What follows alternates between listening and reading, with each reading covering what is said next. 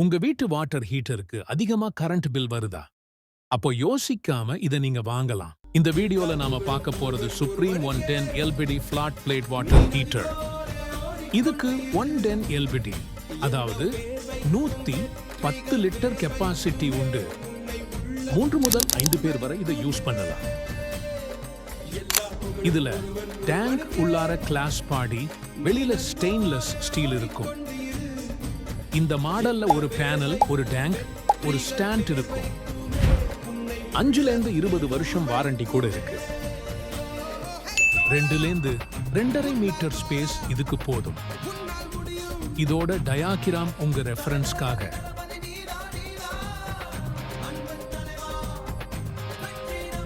மேலும் விவரங்களுக்கு திரையில தெரியுற நம்பருக்கு கால் பண்ணுங்க.